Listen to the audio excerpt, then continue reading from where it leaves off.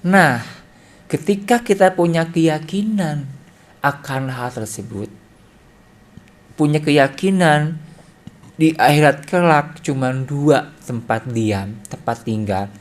Pertama surga, kedua neraka, maka tentunya kita menginginkan, memilih, membutuhkan tinggal hanya di surga. Tidak sehelai pun bulu ya kemudian tersentuh neraka. Naudzubillah, kita ingin masuk surga tanpa berurusan dengan neraka. Karena ternyata pada faktanya ada orang yang ke surga tapi harus berurusan dengan neraka dulu. Naudzubillah, ini disampaikan oleh Rasulullah SAW. Ya, nah kalau kita kemudian menginginkan masuk surga nanti, maka kita mengupayakan ada hukum sebab akibat, ada hukum resiprokal yang harus kita tunaikan, gitu ya. Harus kita upayakan, ada ikhtiar bagaimana cara agar kita kemudian masuk surga, agar kita menjadi ahli surga. Nah, dalam hadis-hadis yang sahih, paling tidak ada dua keterangan yang seakan-akan ambivalent, seakan-akan bertentangan, tapi ini sebenarnya tidak. Tapi hadis-hadis ini bisa dikolaborasikan atau dikompromikan. Pertama, ada sebuah hadis Abu Hurairah mendengar Rasulullah SAW bersabda, la yudkhila ahadan amaluhu jannah. Amal seseorang tidak akan mampu memasukkannya ke surga. Amal-amal seseorang, amal soleh tentunya, tidak akan mampu memasukkannya ke surga. Qalu wala anta ya Rasulullah. Sahabat bertanya, engkau pun sama Rasulullah? Ya, engkau pun sama Rasulullah? Qala la wala ana. Nah, wala ana. Benar, aku pun sama. Amalku pun tidak akan sanggup memasukkanku ke dalam surga, kata Rasul begitu.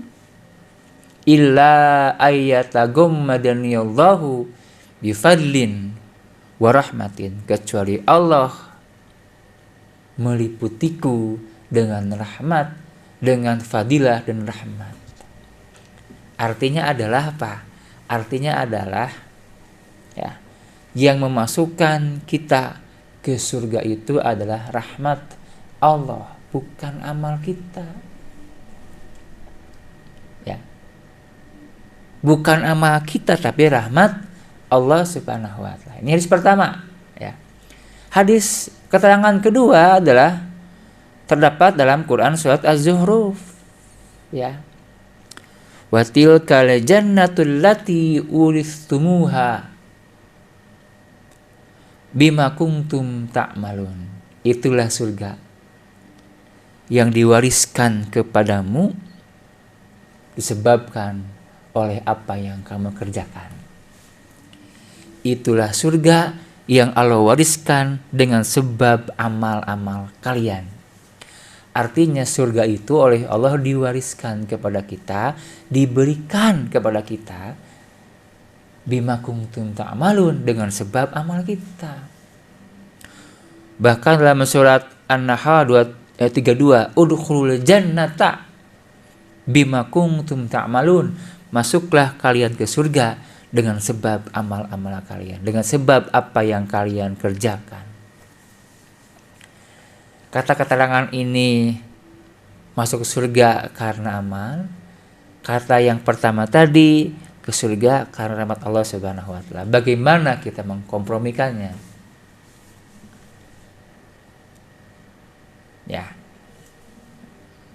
Pertama, hukum kausalitas, sebab akibat.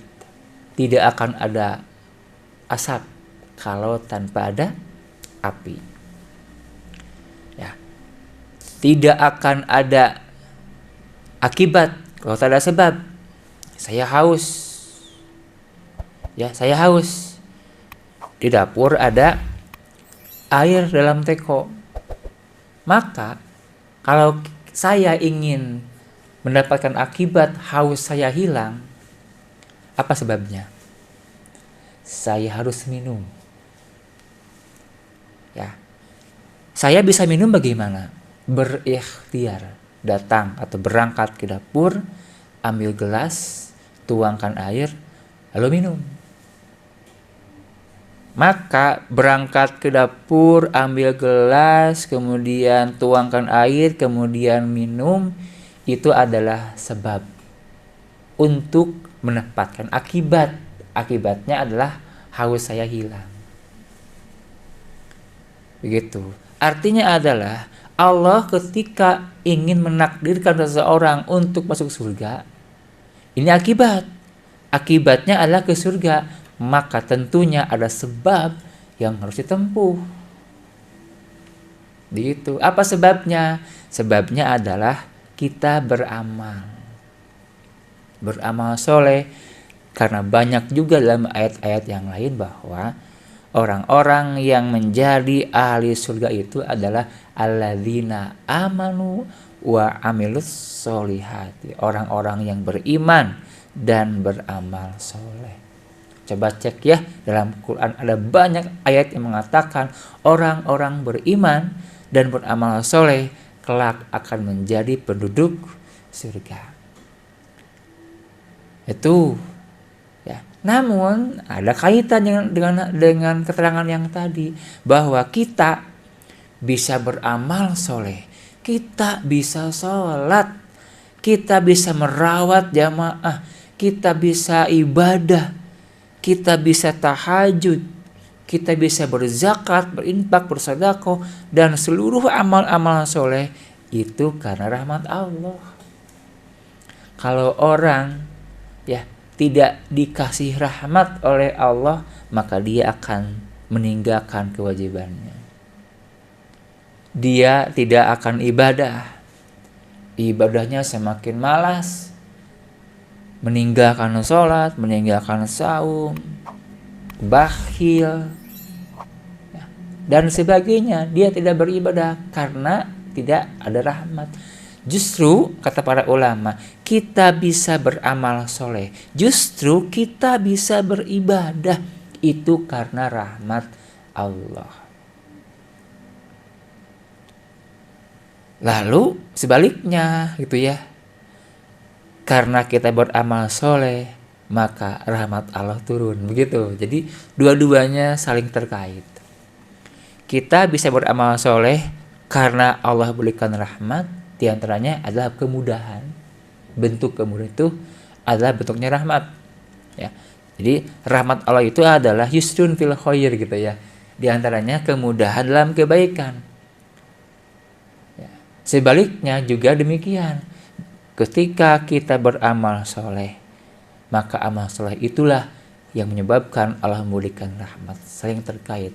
Maka pada akhirnya adalah masuk surga itu dengan rahmat Allah, dan rahmat Allah itu Allah berikan kepada orang-orang yang beriman dan beramal soleh. Dipahami ya? Artinya nggak akan mungkin secara keterangan orang kafir ya kemudian mendapatkan rahmat Allah Subhanahu wa taala.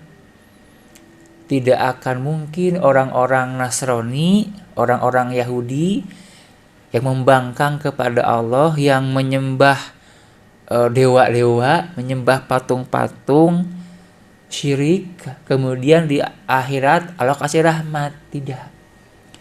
Siapa yang sangat mungkin mendapatkan rahmat Allah nanti? Dalam beberapa keterangan kan, yang sangat mungkin dan pasti akan diberikan rahmat oleh Allah itu adalah orang-orang yang beriman, orang-orang yang membuktikan imannya dengan amal soleh. Itulah orang-orang yang kelak akan mendapat rahmat Allah. Begitu ya kesimpulannya. Maka pastikan Ketika kita meyakini akan adanya surga, pastikan kita menjadi satu di antara sekian orang yang Allah berikan rahmat sehingga kita bisa ke surga, dan pastikan kita ya wasilahi rahmat Allah dengan amalan soleh. Begitu.